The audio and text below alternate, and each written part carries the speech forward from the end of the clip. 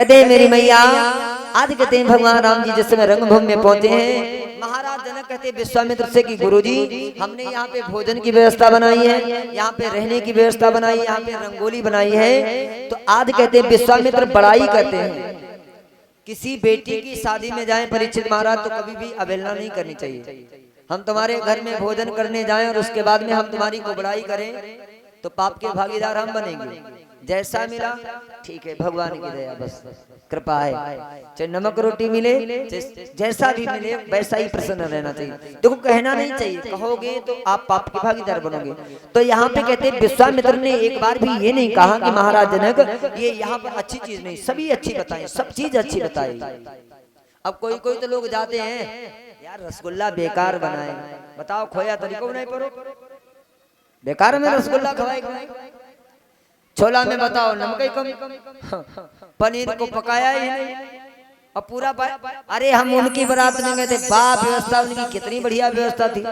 अरे मूर्ख हो क्या, जिसका जितना भाई जितने पैसे होंगे वैसी तो व्यवस्था करेगा, कोई 5 स्टार होटल तो नहीं तुम्हारे लिए बना दिया जाएगा। बड़ी नारायण भगवान की ऐसा नहीं होना चाहिए। किसी की शादी में जाएं, किसी बेटी की शादी में जाएं तो अपने लफ्ज से अपने शब्दों से कहते कोई शब्द गलत नहीं कहने चाहिए। बड़ी नारायण भगवान की कहते हैं विश्वामित्र ने बहुत बड़ाई की, बड़ाई करते करते करते करते करते करते महाराज जनक ने क्या किया, सब मंचन ते मंचय कर सुंदर विशद विशाल मुनि समेत दो बंद तहीं बैठा रे महिपाल। अब जो कोई आदमी की बड़ाई कर दोगे तो वो कहाँ पीछे रहने वाले। जनक महाराज जी ने सबसे ऊंचा मंच है, उस मंच पे श्री विश्वामित्र महाराज जी को मुनि को बैठा ला है और उसके बाद में दाहिनी साइड में राम जी विराजमान है और बाईं साइड में लक्ष्मण भैया विराजमान। बड़ी नारायण भगवान की। अब महाराज जनक ने कहा अपने बंदी जनों से कि हे बंदी जनों, सीता की सखियों से कह दो कि सीता को लेकर के रंगभूमि में आए। और आज कहते हैं सीता मैया अपनी सखियों के साथ रंगभूमि के लिए चली। और आज मेरी मैया बहुत सुंदर है, 16 सिंगार है, छोटे छोटे पाए हैं, छोटे छोटे हाथ हैं, हाथों में बरमाला है यानी फूलों का माला है।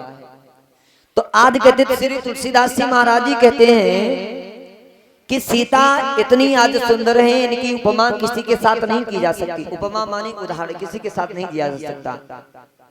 इतनी सुंदर आज सीता है, इतनी सुंदर लक्ष्मी भी नहीं है। इतनी सुंदर है कि आज लक्ष्मी अगर सामने आ जाए सीता के तो लक्ष्मी भी फीकी पड़ जाएंगी। क्यों? क्योंकि लक्ष्मी के भाई का नाम है विष, क्योंकि समुद्र से निकली ना लक्ष्मी। तो बताओ लक्ष्मी कैसे सुंदर हो सकती है? लक्ष्मी भी सुंदर नहीं। चलो ठीक है लक्ष्मी नहीं सुंदर, पार्वती के पास से पहुंचे, पार्वती भी सुंदर नहीं है क्योंकि पार्वती का आधा शरीर भगवान शिव जी हैं और आधे शरीर में भगवान अपना स्वयं है और आधे शरीर में भगवान शिव जी। पार्वती भी सुंदर नहीं है। चलो चलते हैं सरस्वती के पास। सरस्वती सुंदर होंगे सीता से ज्यादा? नहीं, सरस्वती बहुत बोलती हैं, ये भी सुंदर नहीं। अब कहते हैं कामदेव की पत्नी रति के पास में चले, रति भी सुंदर होगी। रति के पास में गए, देखा, कभी ने भाव दिया कि रति अपने पति के वियोग में बहुत रोती है, तो कैसे सुंदर हो सकती है? जैसी मेरी माँ सीता है वैसा आज संसार में कोई इतना सुंदर नहीं है। तुलसीदास जी बाबा जी कहते हैं अरे रंग भूमि जब अरे सिया गुधारे, रंग भूमि जब, सब लोग बोलो भाई,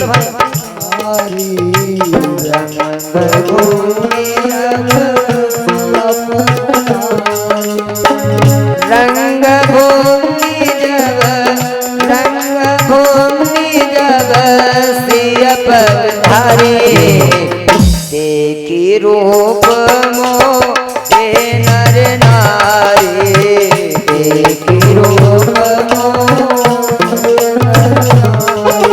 हरि बोल।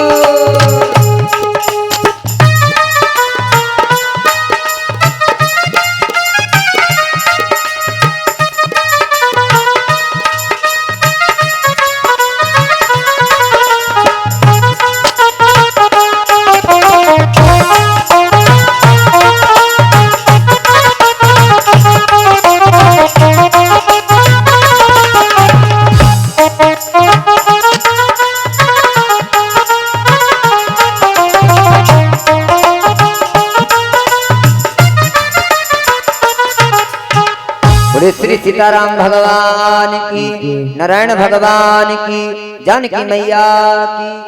रंग भूमि जब सिय पगुधारी, देख रूप मोहे नर नारी। का है भैया? का तुम हो जनकपुर जब भैया हो का नीचे उतर जाओ, जनकपुर देखिए बोले बैठे रहो अब बिल्ली को बच्चा बिटिया जो छोड़िया वो जाए बारात में तल लड़ुआ पेड़ा खाइया भाई। हाँ नहीं यहाँ बहुत बढ़िया लगा कि देखो एक भाई पिल्ला महाराज है, एक बिल्ली महारानी है, संगई मेरा दो पिल्ला, एक बिल्ली और एक डोगी महाराज। बताओ कितना संयोग अच्छा है, संयोग बड़ा सुंदर है। बोलिए नारायण भगवान की। आपस में लड़ते नहीं है। हाँ अगर कहते बिल्ली का बच्चा अगर कहीं दूर चला जाता है तो बड़े वाले वो साहब उनको पकड़ के ले आते, घर में कर देते आगे। इतना अच्छा संयोग, बहुत अच्छी बात है। कहते हैं जब मेरी माँ सीता रंगभूमि में आई है तो कहते देख रूप मोहे नर नारी। राजा महाराजा भूपति देवता जितने थे, बंदी जन इत्यादि जो भी थे दरबार में, जब मां सीता के रूप को देखा तो सब मोहित हुए। अब कहते हैं लेकिन नारी को देख करके कैसे मोहित हो सकते? तो कहते हैं पगुधारी का मतलब है कि जब से नारी अहिल्या तारी। संत कहते हैं कि जब से नारी अहिल्या तारी तब से नाम पड़ो पगुधारी। यानी पगुधारी भगवान मेरे राम को कहा गया और सीता मैया को तो सीता कहा ही गया। पगुधारी यानी राम जी को देख करके वहां की स्त्रियां मोहित हुई और सीता को देख करके वहां के राजा महाराजा भूपति देवता सब मोहित हुए। बोली नारायण भगवान। अब सीता मैया ढूंढ रही राम को और राम तो थोड़े ऊंचे पे बैठे, वो दिखाई कहां गए। लेकिन सीता मैया अपने जो पलक है ऊपर को ज्यादा नहीं उठाती। सीता मैया सिय चकित चित रामई चाहा, देखना चाहती कहाँ पे बैठे हैं। जो जनकपुर में फुलबगिया में मिले थे वो तो आ ही नहीं लगता है। कहते हैं भय मोह बस सब नर नहा। कहते सोच रहे कि गए गए कहाँ है, कहाँ है? तब जाकर के मैया सुनैना के पास जब सीता पहुंची है तब मैया सुनैना ने दिखाया कि सीता देखो वो बैठे। तब मैया सीता ने देखा। बोले सियावर रामचंद्र भगवान की।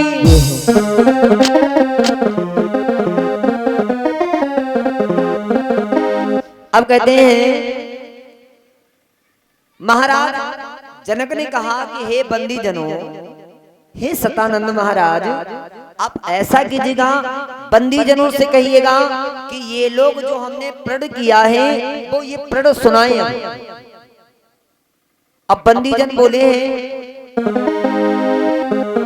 अरे बोले बंदी बचन भर सुनो सकल महिपाल। अरे पन विदेह करी कहाई हम भुजा उठाई विशाल। तो प्यारे भुजा उठाई विशाल।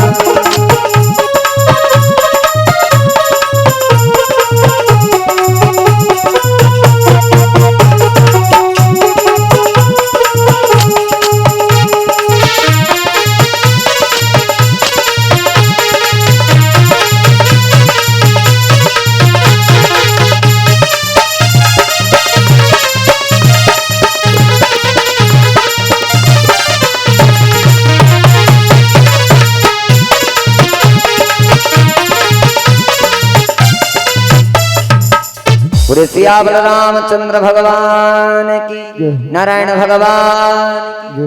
बंदी जन बोले देश विदेश के राजागण इस दरबार में, महाराज मिथिलापति के दरबार में सब लोग आए हैं।